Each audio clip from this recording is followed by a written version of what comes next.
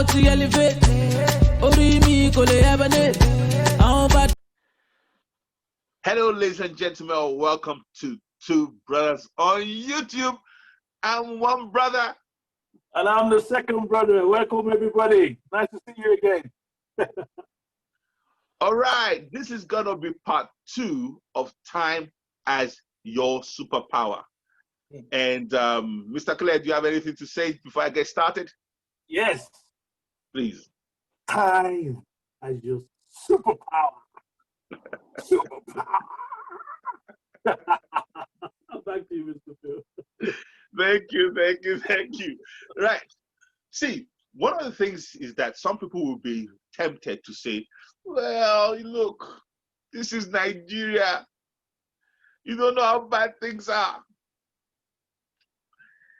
If I try to keep time now, I will just be suffering myself. Because all these people over here, they would not do nothing. I know what you're saying, Mr. Phil, but you don't know how bad it is over here. Mr. Clay, have you ever had that kind of sentiment? All the time. You get people that say, it's so bad, it's so bad, it's so bad. You say, you know what? It's not easy. It's not easy for me here in London. I'm working long hours. I'm paying a lot of bills. There's things that are, causing me stress. The cold weather is, at least you have good weather there. The cold weather here in London is really bad. Sometimes it's freezing, sometimes it's snowing, sometimes it's not good. I mean, you can't survive without, having warm food, warm weather. And they say, okay, the same way you're suffering here, I want to suffer that way too. The same cold that you're struggling with, I want that cold. So yes, I want that suffering. Back to you, Mr. Then we've actually found people that have come here and they found out what we're really talking about. But let me take it back to those people that say that it cannot work in Nigeria because you don't know how bad it is. Look, I'll tell you one quick story. I have been in Nigeria and I basically was, obviously, like Mr. Kale said, timekeeping, got to be on time. I did some workshops in Nigeria. In preparation for this workshop, my nephew, when I first got there, it wasn't on time. And to be honest, I was like, obviously this is not gonna work, but we gotta be on time. So I don't know what I did. I can't even remember what I did. But what I know was that 1 minute we wanted to go somewhere and my nephew nowhere to be found or whatever, blah, blah, blah, blah. Then I think maybe that was the time that I introduced him to reading books and things like that. And before you know it, one day we wanted to go somewhere else. And I'm like, where's this guy? He's late again. Anyway, something just told me to go and check in the car. Miracle. My nephew was there and we were ready to go. I'm like, what? In Nigeria? Look, that period I was in Nigeria, I don't know whether I kept it up, but honestly, my nephew was on time all the time. Shows it works. Shows it can work. When people know why they need to make it work. When people know what the benefits are.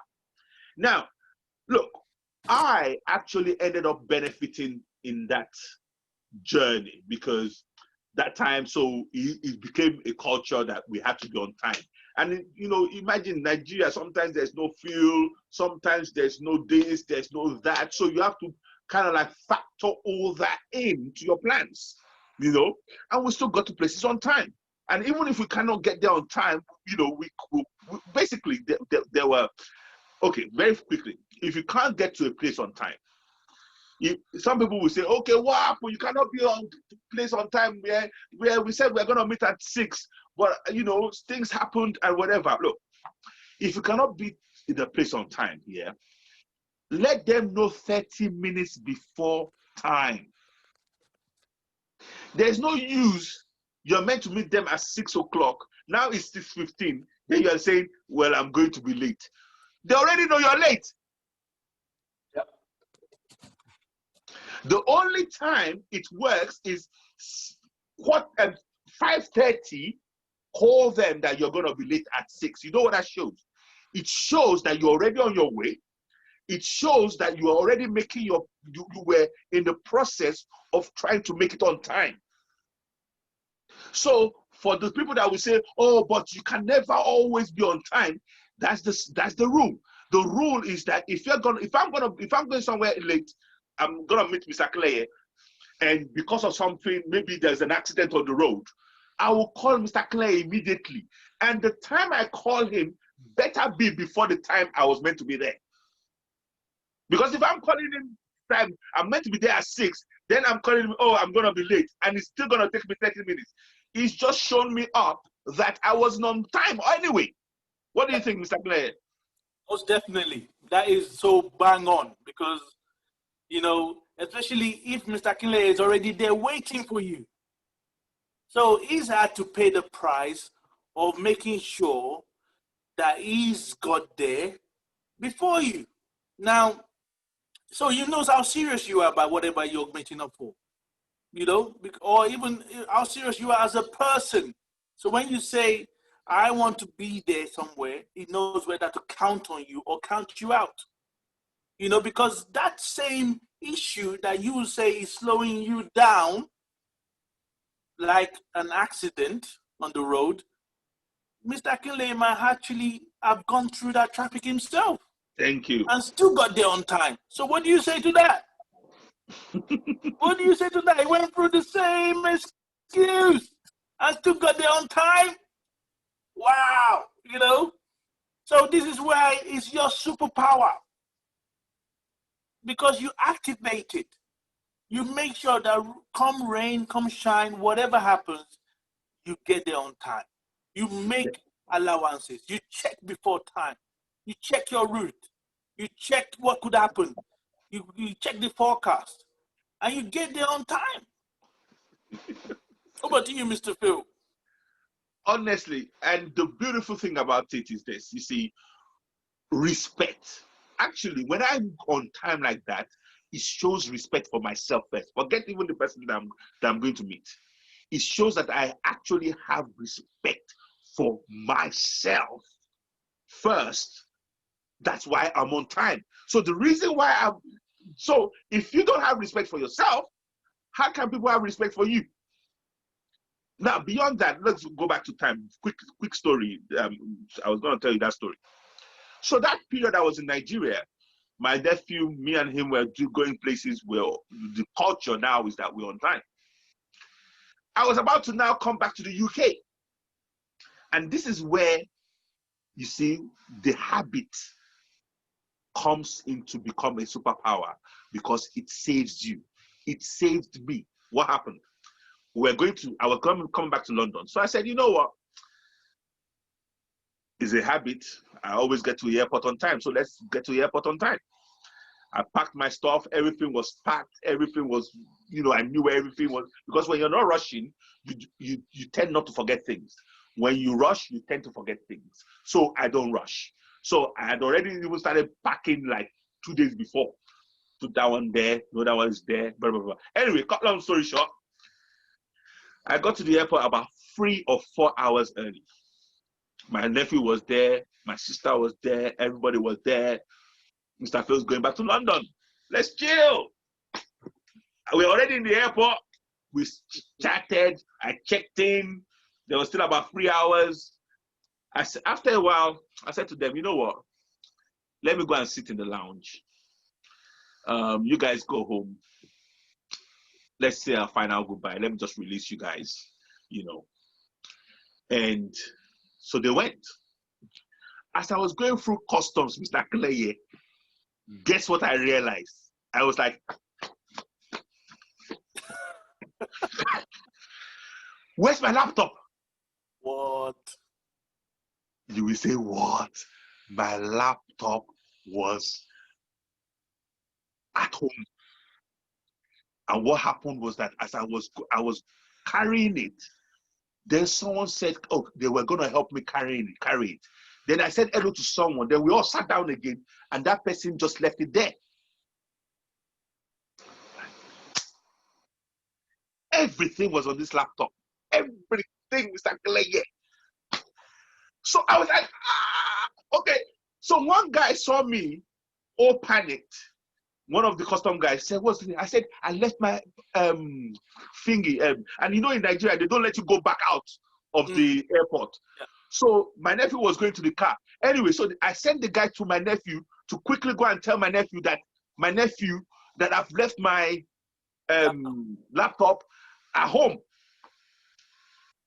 Obviously, now he has to quickly go and get it. Now, home is an hour away. Call on sorry, let me keep everyone in suspense. My nephew was able to rush from the airport, go home, get the laptop, get to the airport, hand it over to the custom officer who gave me back my laptop 10 minutes to board. Wow. So you did not just get there on time, you got there early. Now, they're way early. What if I had tried to get there on time so that there's no way I would have had that laptop? That laptop came back with me to London. Now, it's not the laptop that is important. It's the information on the laptop that would have messed me up like royally. So what if I am one of these people that say, oh, I will get there whenever I can? You understand what I'm saying? So that is a superpower I enjoy because that would have messed me up. But look at it. Because of that buffer, because of that allowance I gave myself, yeah, I was able to avert a disaster. What do you think, Mr. Kaleye? That's the benefit that you got from doing things the right way. From coming, taking every consideration into account, getting there early, though you forget something that vital. I mean, similar things has happened to me before as well, where you forget something vital to you and you remember, and they still have the time to go back, get what you need, bring it back to you before you board. Ooh. So, but if you're always chasing time rather than being ahead of time, that is what will happen to you, because you're not, because sometimes you find people that you will be always chasing time, late for everything. They're behind the curve. And it's not, I mean, some people find it, the thing that baffles me, some people think it's passionate. They actually believe that, yes, me, I'm the one that, I'm the one that will come in late because, it's fashionable that way. But it costs them. Thank you. That is the word. It costs them, and it costs them. Look at how not keeping time is costing Africa right now. Think about it. Is the cost not dire? Think about it. Think about it. Is the cost not terrible? Who wants to be in Africa right now? Nobody wants to be in Africa right now because nobody keeps the fundamental things. And look, if the fundamental thing is not there, you can't build on it. So if the smallest things that you think is not important, they're the most important. So if time is not kept, infrastructure cannot be kept. Well, if infrastructure cannot be kept, quality of life cannot be maintained. Yep. It all affects each other. It all starts with the root. What is the root? Time. Look. Interesting fact. Do you know in London, as we are right now, back in time, there was a time that they too did not respect time, and there was a time that they too did not did not were not diligent. There was a time that you'll be walking on the streets of London, they would throw shit and poo on the street. Yeah. Because there was no sewage in London. Yep. They used to have plague, they used to have rats, they used to have diseases. But guess what? There came a time where they decided to take one, responsibility. 2, pay the price. 3, start building and start cleaning up their attitudes on things. And that's why everybody wants to be here today. Yeah. They took the time, Mr. Phil, they took the time to know that, listen, all these issues are a seed to my billion. Okay. They took the time to say, you know what, let me spend the time to fix each one of this issue. To build, because it's like what you just said, the logistics of everything that works in Africa is backwards. Because you can't start your job before somebody brings something to you. And if they haven't brought it, even if they haven't brought it, or it's not even in the country. So that means you're now wasting time, valuable time, because the only commodity that once is gone, you can't get back is your time. That's how powerful time is. Sorry, that is something that I know. That's something you know, but it's just hit me again. Again, we spoke about money. We've spoken about money. We've done series about money. Yeah, and there are other things to say about money. But guess what? What is even much more valuable than money? Time. Yep. Because once you use your time, you can never regain it again. You didn't hear me. Once your time is used, you can never. No, you didn't hear me. Once you use your time, it is gone. Money can be made back. Everything can be made back, but time can never be made back. Mr. Clay. Which then tells you that how much is your time worth.